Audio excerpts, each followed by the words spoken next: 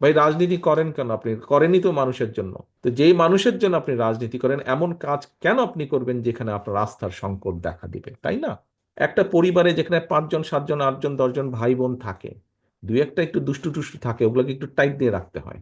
এখন আমরা যদি এই সকল অন্যায়ের, অবিচার, অত্যাচারের জবাব দিতে চাই, তাহলে তারা যা করেছে সেভাবে করলে জবাব দেওয়া হবে না, তাহলে তাদের আর আমাদের মধ্যে কোনো পার্থক্য থাকলো না। যেই নেতা, যেই সহকর্মী, যেই কর্মীর সাথে আমার কথায় একটি কথা আপনারা বলেন যে ভাই, মানুষ বিএনপির দিকে তাকিয়ে আছে।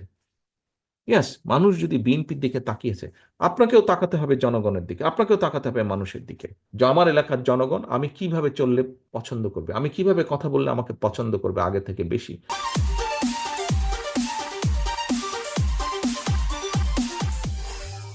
আমি কি করা উচিত, কি করা উচিত না, এ বিষয়ে আপনাকে নজর রাখতে হবে। এ বিষয়ে শুধু আপনাকে নজর রাখলে চলবে না, শুধু আপনার একা করলে চলবে না। আপনি যে এখানে গলায় আজকে 5 ঝুলিয়ে যে এখানে উপস্থিত হয়েছেন, আপনি আপনি দেখুন আপনার ওইখানে কিন্তু নামের সাথে লেখা আছে আপনি কি, একটা পদবি আছে আপনার। এই পদবিটা মানে হচ্ছে আপনি নেতৃত্ব দিচ্ছেন। আপনার আন্ডারে 10 জন 20 জন 50 জন 100 জন 500 জন 1000 জন নেতা বা কর্মী আছে আপনার নিচে, যারা আপনাকে খেয়াল রাখতে হবে তাদেরকে, যাতে তারা কেউ গড়বড় করতে না পারে। একটা পরিবারে যেখানে 5 জন 7 জন 8 জন 10 জন ভাই বোন থাকে, দুই একটা একটু দুষ্টু টুষ্টু থাকে, ওগুলোকে একটু টাইট দিয়ে রাখতে হয়। আমাদের দলের মধ্যেও হয়তো এরকম থাকতে পারে, একটু দুষ্টু থাকতে পারে। এদেরকে টাইট দিয়ে রাখতে হবে। এরা বুঝেই হোক না বুঝেই হোক দলের ক্ষতি করে ফেলছে বা ফেলে অনেক সময়। তাহলে সংসদ, বিএনপি নামক সংসদের যদি মেম্বার হন আপনারা, আপনাদের দায়িত্ব আছে, এবং দায়িত্ব কিন্তু গুরুত্বপূর্ণ দায়িত্ব।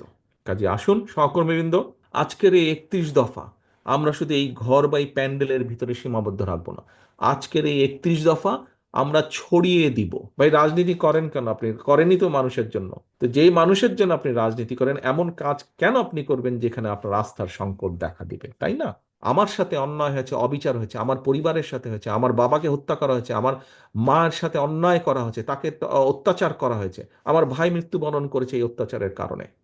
এর জবাব যদি আমাদেরকে দিতে হয়, এই অন্যায় অত্যাচারের, আপনাদের সাথে যে অন্যায় হয়েছে, এখন আমরা যদি এই সকল অন্যায়ের, অবিচার, অত্যাচারের জবাব দিতে চাই, তাহলে তারা যা করেছে সেভাবে করলে জবাব দেওয়া হবে না, তাহলে তাদের আর আমাদের মধ্যে কোনো পার্থক্য থাকলো না।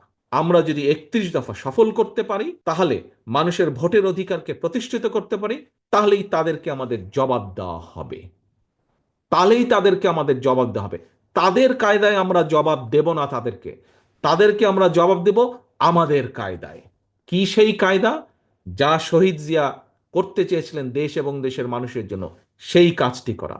যা দেশনেত্রী খালেদা জিয়া দেশ এবং দেশের মানুষের জন্য করতে চেয়েছিলেন, সেই কাজটি করা। যা আমরা 31 দফায় বলেছি, সেই কাজগুলোকে সফল করার মাধ্যমেই আমরা সেই ষড়যন্ত্রকারীদের জবাব দিতে পারবো, সেই স্বৈরাচারদের জবাব দিতে পারবো।